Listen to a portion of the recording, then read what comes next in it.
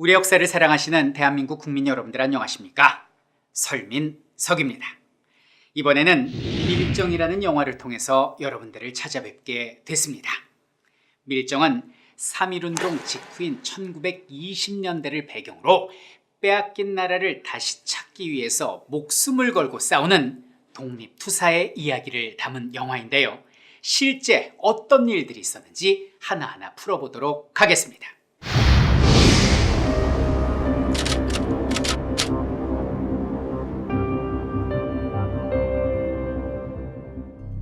우리는 1910년에 일본 제국주의에게 나라를 빼앗기게 됩니다.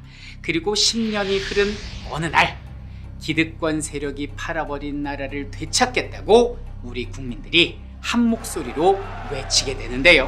이것을 3.1운동이라고 합니다. 3.1운동에 자신감을 가진 우리 민족은 여러 가지 방략의 독립운동을 구상하게 되는데요.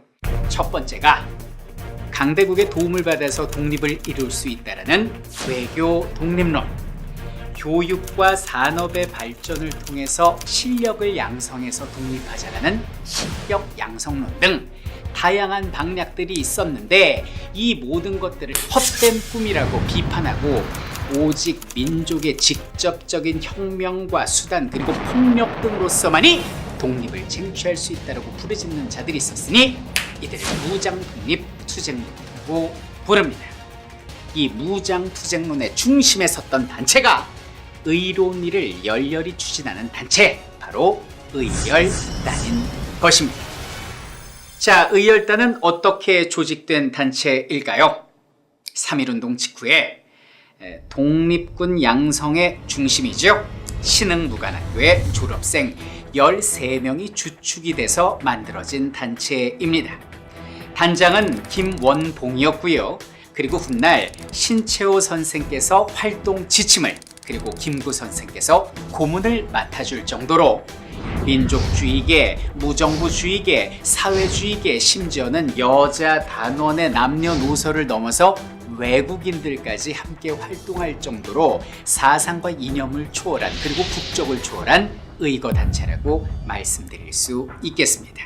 자, 이쯤에서 우리 의열단의 특징을 살펴보면은요, 이들은 스파이 중에 스파이였기 때문에 다양한 가명을 사용했습니다. 그래서 우리 영화에서도 단장 김원봉을 정채산으로, 그리고 단원 김시연을 김우진으로, 김상옥 의사를 김장욱으로 표현하기도 합니다. 의열단의 이름으로 적의 밀정을 척살한다. 지옥에서 보자. 의열단의 첫 번째 활동이 무엇이냐? 박재혁의 부산경찰서 투탄 의거, 그리고 김익상의 조선총독부 투탄 의거가 계속해서 이어지게 되고요. 그리고 김상옥 의사의 종로경찰서 폭파 사건에서 그 절정을 이루게 됩니다. 당시 종로경찰서는 많은 우리 독립투사들을 체포하고 무참히 고문했던 적의 컨트롤 타워였는데요. 거기에 폭탄을 투척함으로써 적에게 공포감과 좌절감을 동시에 안겨준 분이 김상옥 의사였습니다. 그분은 의거 직후에 오늘날 후암동 지역에 몸을 의신하고 있었는데 일본 군경이 들이닥쳤죠. 당시 겨울이었습니다. 1월달이었습니다. 그 추운 눈밭을 급히 맨발로 뛰쳐나와서 남산을 뛰어넘고 거기서 왕십리를 거쳐서 동대문 쪽으로 달리게 됩니다. 지붕에서 지붕을 타고 넘으면서 쌍권총 교전으로 적들과 맹렬한 전투를 벌이게 되고, 그 전투 과정에서 동상에 얼어버린 엄지발가락 하나를 잃게 됩니다. 결국 마지막 한 발이 남은 걸 직감한 김 의사께서는 대한독립 만세를 외치며 스스로 목숨을 끊게 됩니다. 그가 자결한 이후에 그의 몸의 나이는 총구멍이 무려 11개나 됐다라고 하니 마치 무슨 무협지나 영화에서나 나올 법한 신출귀몰했던 그의 거사는 훗날 많은 이들에게 회자되곤 했습니다. 당시 의열단은요, 국내에서 폭탄을 제조할 수 없어서 당시 국제도시였던 상하이에서 폭탄을 제조하고 있었습니다. 거기에는 우리의 임시정부도 있었죠. 그리고 여러 나라 사람들의 조계지가 있었기 때문에 상대적으로 일본의 감시망을 피하기 좋은 곳이었습니다. 그래서 일본은 김상욱 의사의 배후인 의열단의 정보를 캐고 그리고 폭탄을 제조하는 시설의 정보까지 알아내기 위해서 조선인 출신 경찰을 중국에 잠입시키게 되는데 이것이 그 유명한 황옥 폭탄 사건이 됩니다. 자, 황옥이란 사람은 누구일까요? 평범한 조선인으로 태어나서 일본의 경찰이 됩니다. 독립군들을 많이 체포하게 되고요. 그 공을 인정받아서 오늘날로 따지면 5급 공무원에 해당하는 경부자리까지 오르게 됩니다. 자, 그런데 이 황옥이라는 사람은 이해할 수 없는 행동을 하게 됩니다. 의열단의 정보를 캐내오기는커녕 의열단 단원이었던 김시현과 함께 상해에서 제조된 폭탄, 다량의 폭탄을 기차에 실어 국내로 가지고 들어오는데 도움을 주게 됩니다. 이 실제 역사적 사건을 모티브로 해서 만들어진 영화가 바로 밀정이 되겠습니다. 자, 황옥 경보는 왜 이런 행동을 했던 것일까요? 이 사람은 일본이 보낸 밀정이 아니라 우리 조선 독립을 도와준 독립운동가였을까요? 자, 이런 예는 또 하나가 있습니다. 세월을 거슬러 올라가서 3.1운동이 벌어지기 직전이었습니다.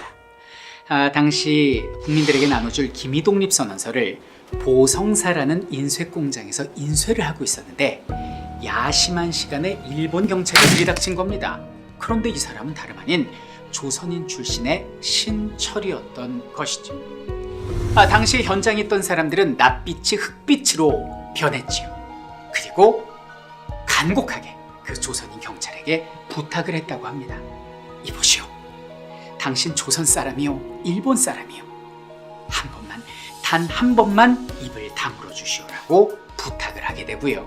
그리고 당시 5,000원, 지금으로 따지면 1억 5천만 원 상당의 거금을 그에게 건네게 되는데 신철은 그 돈을 받지 않고 훌쩍 만주로 떠나게 됩니다. 자, 3.1운동은 성공적으로 치러지게 되고 훗날 신철의 배신을 알게 된 일본 경찰은 그를 체포하게 되고 신철은 스스로 목숨을 끊게 됩니다. 그러나 그들은 민족적 반역자다, 아니다, 어둠 속에서 그림자의 모습으로 우리의 독립을 도왔던 조력자이다, 의견이 분분한 상태입니다. 조선과 일본 그 어느 쪽이라고도 말할 수 없는 그 그림자들의 모습과 혁혁한 전과를 이뤘음에도 불구하고 우리가 기억하지 못했던 의열단 단원들의 이야기를 이 영화를 통해서 생각해보는 그런 계기가 되었으면 좋겠습니다. 왜? 겁이 나나? 나한테 접근했을 땐 바로 이런 순간을 기대한 거 아닌가? 막상 닥치니까 감당이 안 돼? 내가 지금 여기서 나가면 니네들 어떻게 될지 몰라.